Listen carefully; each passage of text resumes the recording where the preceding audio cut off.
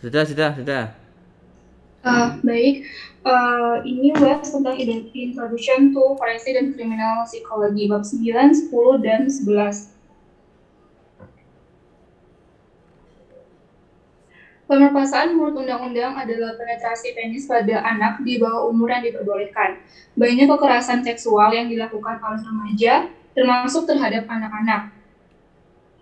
Feminisme mengubah pandangan bahwa pemerkosaan sekarang secara luas dipandang sebagai tindak kekuasaan dan kontrol, bukan kepuasan seksual.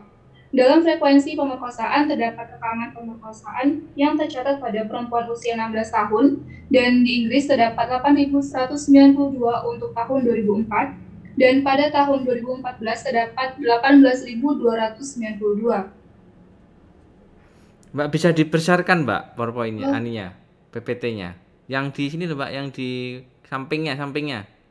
Ada kayak komputer itu loh. Yang satu, bawah tadi bener di bawah tadi. Nah, itu. Diklik gak bisa? Nah, sudah. Baik, kita lanjutkan.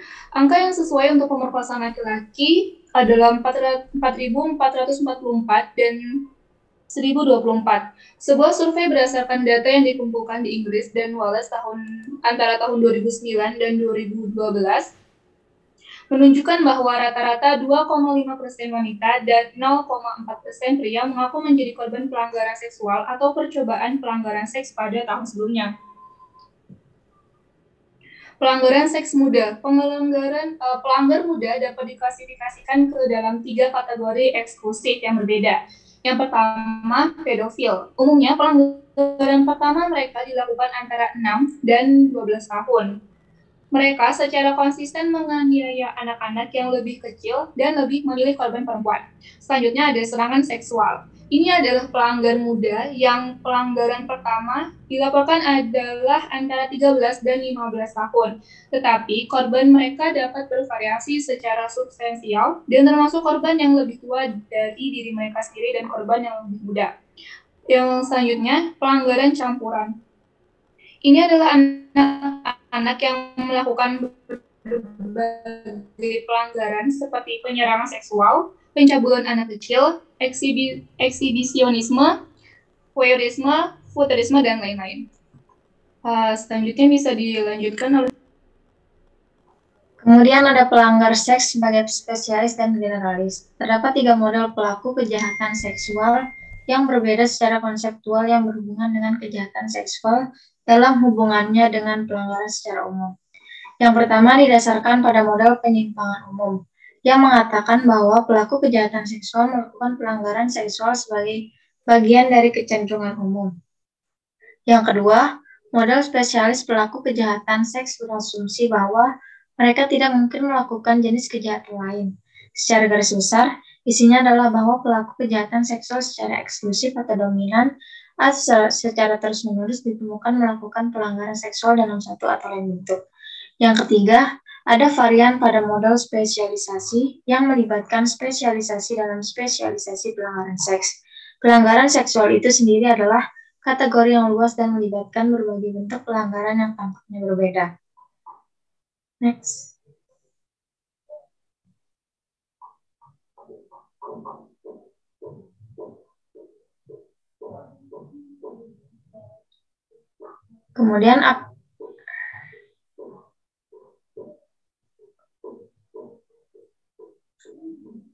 Kemudian apakah pemerkosaan merupakan orientasi seksual? Gagasan feminisme terkait bahwa semua laki-laki memiliki kapasitas untuk memperkosa berdasarkan pada statistik pola kejahatan menunjukkan bahwa pemerkosaan adalah bagian dari seksualitas gender laki-laki. Jadi menurut Haris DKK 2012 memungkinkan bahwa pemerkosaan adalah orientasi seksual dengan kekerasan dan pemaksaan. Pemerkosaan memiliki berbagai bentuk dan motif perilaku memperkosa. Dengan mengetahui hal ini dapat membantu dalam menguraikan TKP. Skala penerimaan mitos pemerkosaan berdasarkan pengamatan bahwa budaya Barat pada dasarnya menyalahkan korban pemerkosaan atas serangan terhadap mereka. Strategi menyalahkan korban seperti itu di masa lalu telah diidentifikasi sebagai karakteristik sistem peradilan pidana. Dalam budaya yang didominasi laki-laki, berkembang gagasan bahwa pada dasarnya menyalahkan korban, mendorong laki-laki untuk memperkosa atau memberi mereka alasan atas tindakan agresif seksual mereka terhadap perempuan.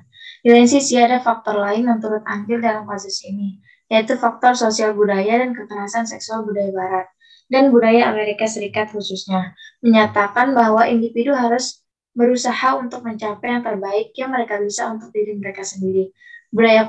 Budaya kolektif di sisi lain menghargai mereka yang bekerja untuk kebaikan kolektif. Next.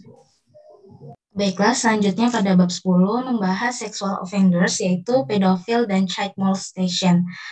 Pelecehan seksual ialah bentuk kekerasan di mana anak di bawah umur dipaksa terlibat dalam kegiatan seksual, dipaparkan atau dipertunjukkan organ kelamin secara tidak senonoh.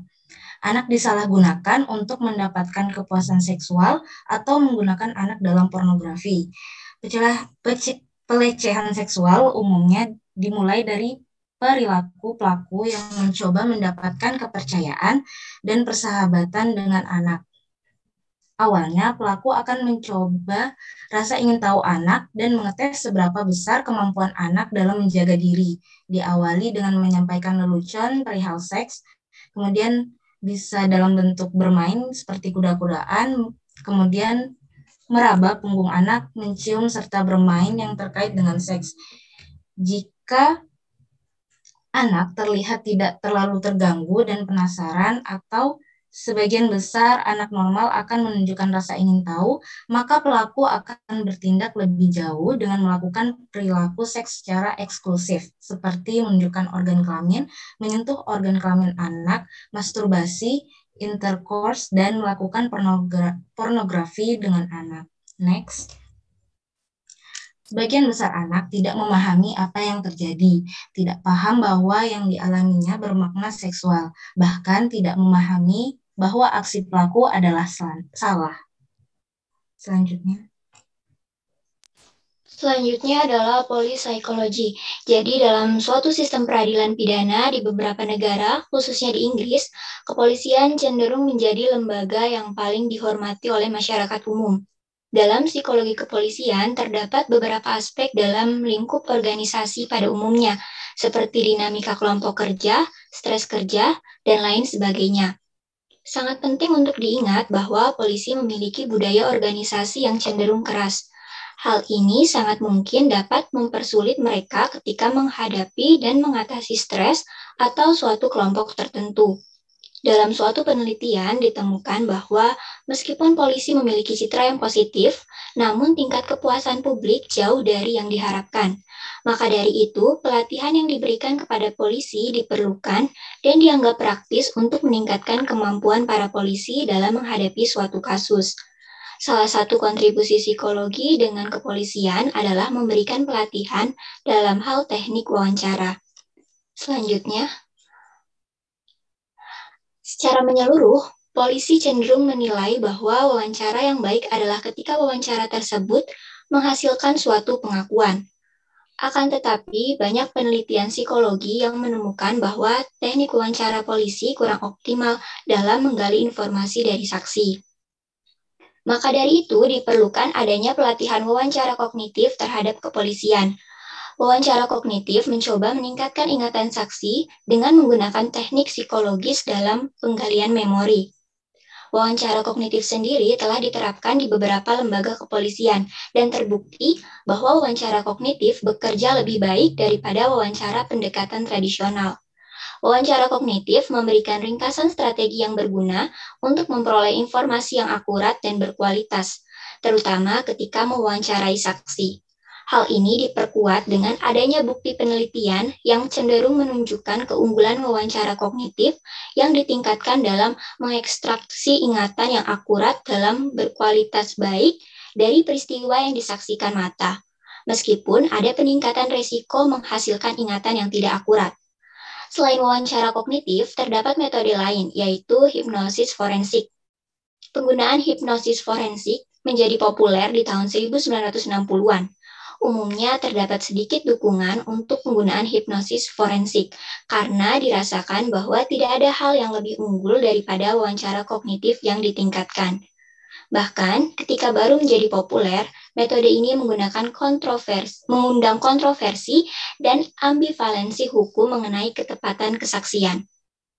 Next.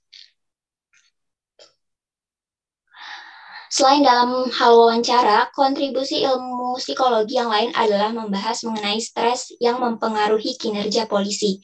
Stres sangat relevan dengan pekerjaan sebagai seorang polisi yang berbeda dengan pekerjaan atau organisasi lainnya. Pekerjaan polisi melibatkan diri dalam situasi yang menegangkan seperti kriminalitas, bunuh diri, dan lain sebagainya. Pekerjaan polisi memerlukan kekuatan dan tak jarang berisiko kematian. Hal inilah yang menjadikan penanganan stres pada polisi menjadi lebih sulit, karena budaya polisi yang cenderung keras dan sikap terhadap tim dalam bekerja.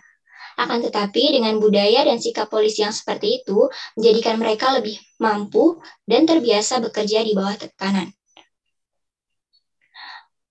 Sekian dari kelompok kami, lebih dan kurangnya mohon dimaafkan. Wassalamualaikum warahmatullahi wabarakatuh.